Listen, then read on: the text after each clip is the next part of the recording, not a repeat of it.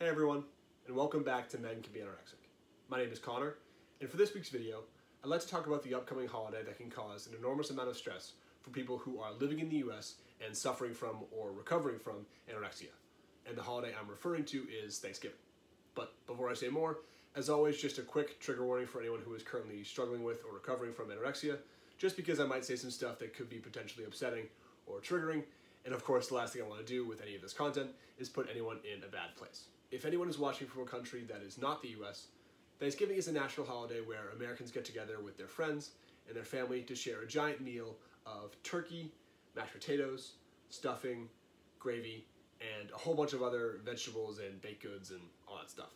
And the idea is that getting together with friends and family to share a meal creates the opportunity to give thanks for the things you're grateful to have, hence the name Thanksgiving.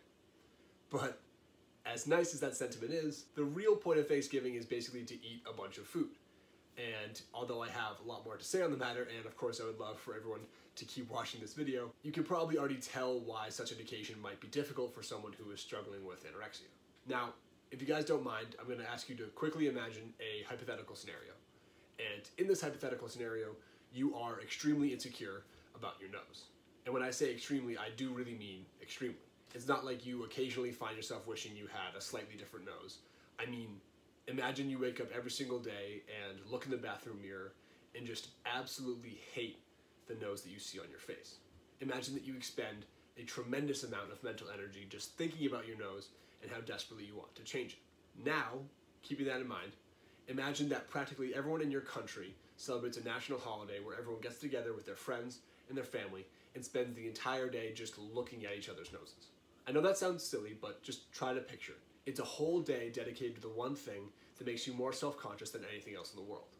A whole day dedicated to putting on display the one thing you really wish you could change about yourself.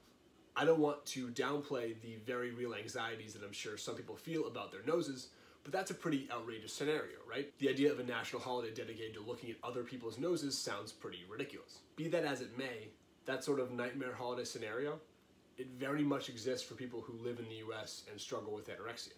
And that holiday, of course, is Thanksgiving. Like I said, the real point of the holiday is basically to eat a bunch of food with a bunch of other people.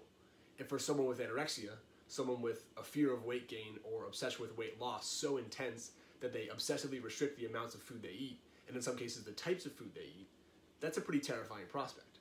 I think Thanksgiving dinner can be terrifying for people with anorexia for a couple different reasons, one of them being a generally negative attitude towards eating. I think in some cases, people with the disorder can tend to look at eating as a sort of necessary evil, as something you do purely because you have to, both in order to survive and to keep the people in your life from realizing that you're sick.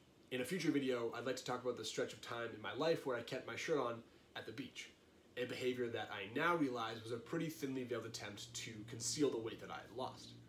And in a sense, I think people with anorexia can tend to look at eating as a kind of shirt, as a way to conceal the fact that they're sick. And when you're sick to the point that you look at eating as something you do purely because you have to, the idea of gorging on turkey and stuffing and mashed potatoes in front of your entire family isn't exactly enticing. And on top of that, I think there's an even bigger reason as to why Thanksgiving dinner can cause so much stress for people with anorexia, and that is the fear of losing control. Contrary to what some people may think, being anorexic doesn't mean you're incapable of indulging. What I think it does mean is that you're incapable of indulging without subsequently feeling as if the world as we know it has come to an end. In my experience, restricting my eating was sort of like holding my breath. I did it for as long as I could before I was forced to inhale some air. But whereas literally inhaling air after a period of holding your breath brings an amazing sense of relief, indulging after a period of restricting brings a crushing sense of guilt. And I know I shouldn't speak on behalf of everyone with anorexia, but I would like to say this. Very few things feel worse than the pit you get in your stomach after realizing you've eaten too much.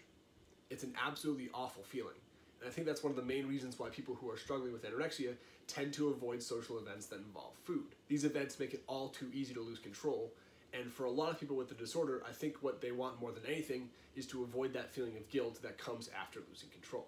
The problem with Thanksgiving, of course, is that it's a national holiday.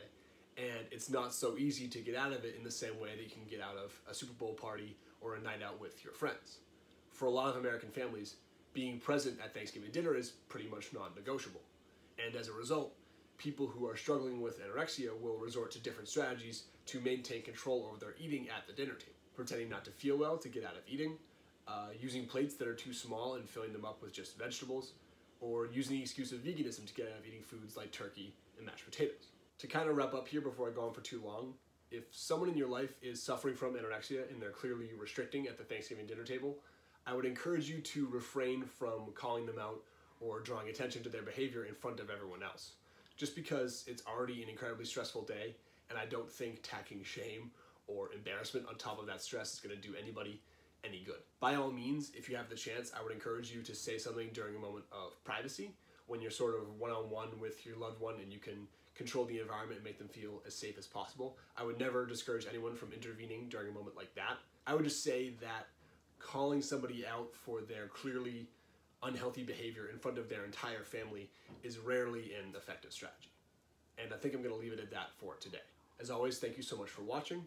Down in the description box, you'll find the phone number for the Anorexia, Nervosa, and Associated Disorders hotline, which you or anyone you know can call if you're looking for immediate help. Thank you so much, and look out for the next video in which I'll touch upon something I mentioned in the food rituals video, and that is the topic of nutrition labels.